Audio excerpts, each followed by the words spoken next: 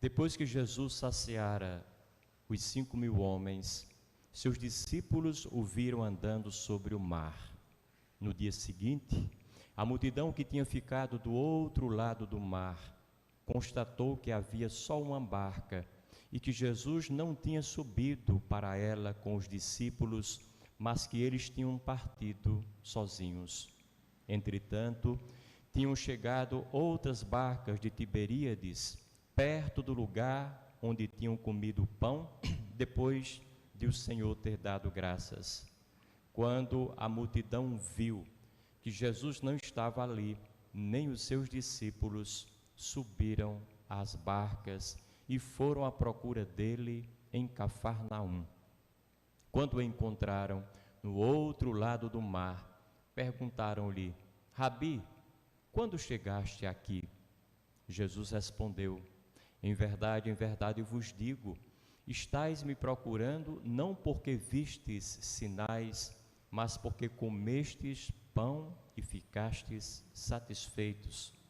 Esforçai-vos não pelo alimento que se perde, mas pelo alimento que permanece até a vida eterna, e que o Filho do Homem vos dará, pois este é quem o Pai marcou com seu selo. Então perguntaram: que devemos fazer para realizar as obras de Deus? Jesus respondeu: a obra de Deus é que acrediteis naquele que ele enviou.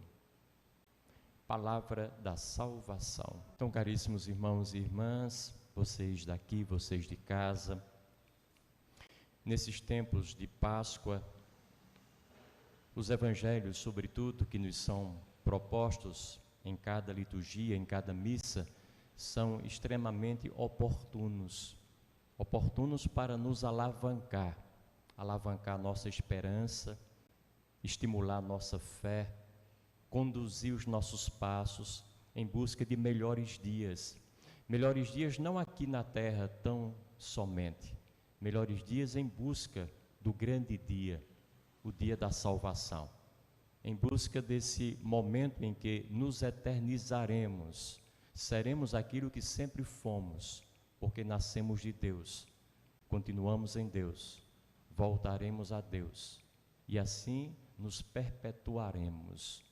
E é preciso que a gente se prepare para isso. O texto de hoje nos traz uma observação de Jesus Cristo em relação às pessoas que tinham participado daquele dito milagre na multiplicação dos pães e dos peixes e gostaram do que lá experimentaram. Comeram de graça, estava todo mundo com fome e saiu de lá todo mundo satisfeito, plenamente saciado, de barriga cheia.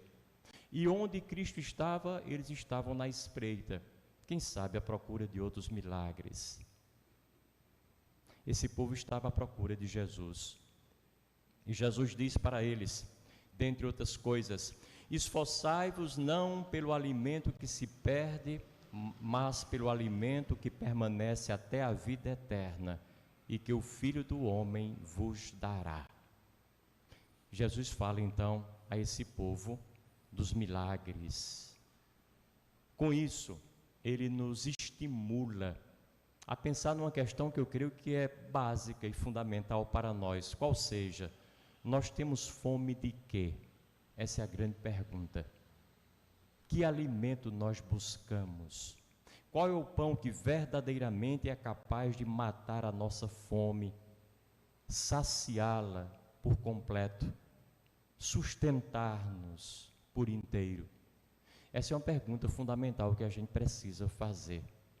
Aliás, nós somos seres de múltiplas necessidades e por isso somos chamados a saborear múltiplos pães, não apenas um. Por exemplo, o pão material é um deles, que alimenta nosso corpo e nos sustenta fisicamente. O pão intelectual, que advém dos nossos conhecimentos, nossas leituras, nossas conversas, os filmes que assistimos, as reflexões e meditações que fazemos, também é outro pão. Dele, igualmente, temos necessidade.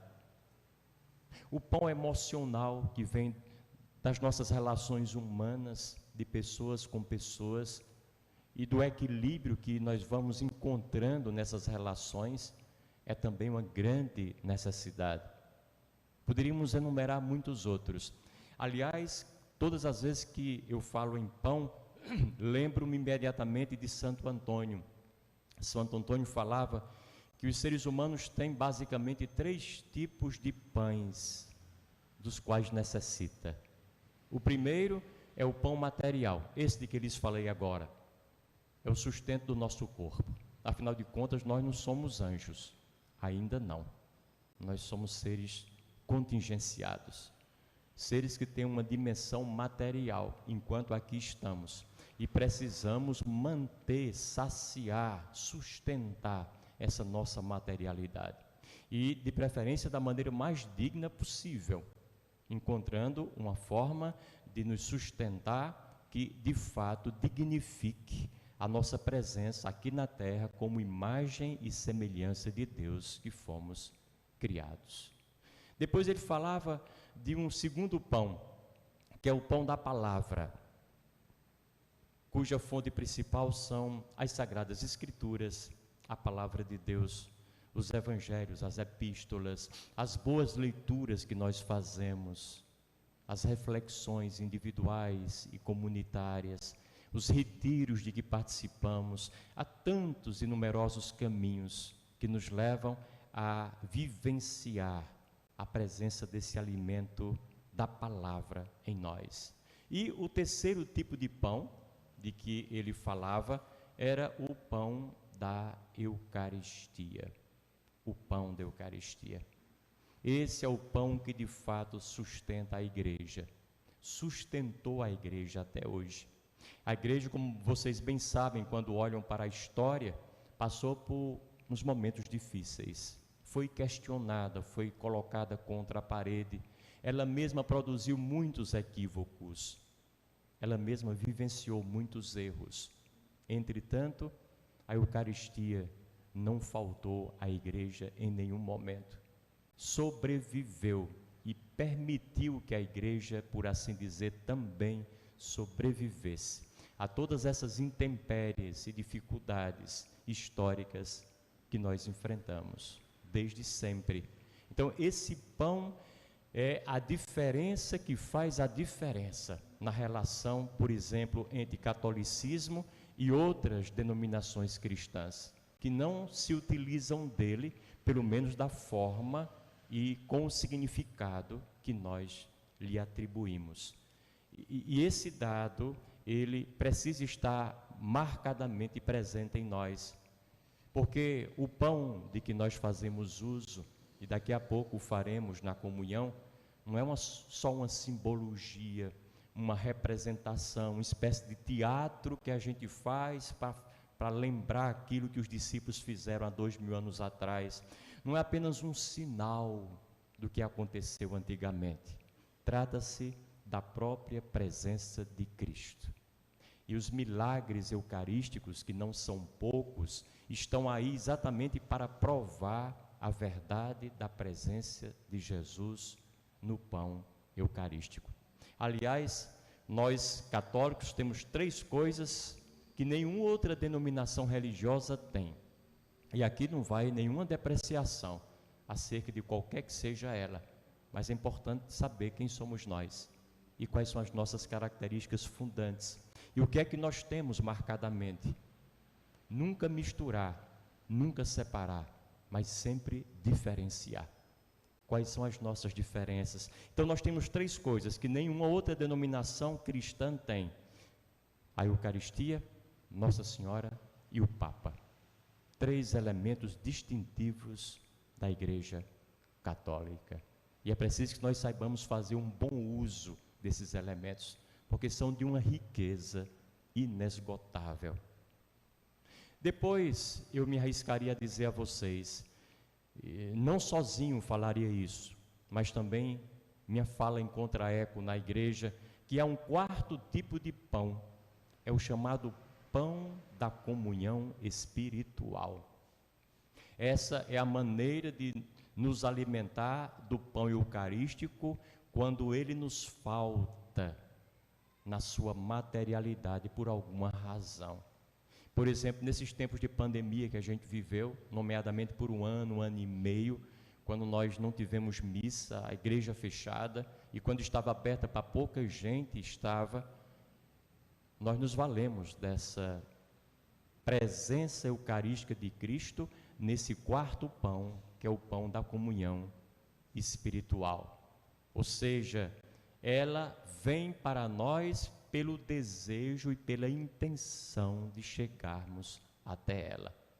Isso vale inclusive numa missa. Imaginemos uma missa com muita gente, onde os que organizam o altar acabaram por esquecer de colocar hóstia suficiente, ou então pensaram numa quantidade e de repente não foi suficiente para todo mundo. É muito comum às vezes nessas celebrações grandes, tem ali uma fila ainda com 30, 40 pessoas e faltou hóstia. E não tem condições de ter hóstia, porque as consagradas foram aquelas e pronto. E aí, essas 40 pessoas ficam sem comungar? Não recebem os benefícios da comunhão eucarística? Não. Elas foram para a fila com a intenção clara de comungar. E comungaram efetivamente, nessa dimensão intencional. Isso é muito importante para nós, porque vocês se lembram que Jesus Cristo falava, por exemplo, da oração? Quando fores rezar, entra no teu quarto e o faz sozinho, reservadamente. Quando deres uma esmola, cuidado para que a tua mão esquerda não tenha conhecimento do que faz a tua direita, porque Deus vê aquilo que está oculto, e porque vê o que está oculto, Ele te recompensará. Deus vê as nossas intenções, conhece-nos por dentro, sabe quais são as motivações que nos levam a fazer o que nós fazemos, sejam coisas boas ou menos boas, não importa, Deus sabe. E o dito popular fala isso de maneira muito clara, de vez em quando a gente repete isso: Deus está vendo, cuidado que Deus está vendo. A gente pode se esconder das pessoas, mas não pode esconder de Deus. A gente pode simular e até mesmo se iludir, achando que está escondendo da gente, mas de Deus a gente não esconde. Deus está na base do que somos nós, está dentro de nós, é parte da nossa vida. Então, por conta disso, quando nós temos uma intenção de comungar e por 1000 razões não conseguimos comungar materialmente a hóstia consagrada, a nossa intenção já nos faz participantes dessa comunhão. Então devemos ficar muito tranquilos quando isso acontecer. E eu até estenderia, por exemplo, aqueles que canonicamente estão impedidos de comungar. Imagine vocês um casal que não está casado na igreja. Uma mulher ou então um homem que não está casado na igreja, não é porque queira, mas é porque o outro já está casado, já foi casado. Houve um divórcio, houve uma separação, litigiosa ou não, e os dois estão impedidos canonicamente de casar. Entretanto, tem uma vida maravilhosa, tem uma vida fecunda, tem uma vida correta, justa e ética. Entretanto, dão testemunho do amor que os une, independentemente de seu segundo ou terceiro casamento. Mas não podem, tem um impedimento canônico e eles respeitam esse impedimento imposto pela igreja. Se há uma intenção de comunhão da parte deles, eles efetivamente comungam. E isso para nós é muito importante, porque às vezes nós reduzimos a presença de Deus num caminho só, num sinal só, de um jeito só. É como se Jesus só está presente se for na hóstia consagrada para aqueles que podem comungar. E os demais, coitados, temos muita pena, estão fora dessa comunhão. Graças a Deus, Deus não é do tamanho da nossa cabeça, das nossas classificações, que muitas vezes são mesquinhas, são redutivas, são simplistas e simplificadas por demais. Deus está na comunhão eucarística, mas encontra 1000 e outras formas de estar conosco, aquelas mais inusitadas, das quais não somos capazes de nos dar conta no seu todo. E essa compreensão que nós precisamos ter hoje, amanhã e sempre, alargando a nossa vida e a nossa fé, para que todos nós, com as nossas limitações todas, caibamos dentro de Deus. Por Deus é grande como a maior das grandezas. Sejamos largos também. Louvado seja nosso Senhor Jesus Cristo.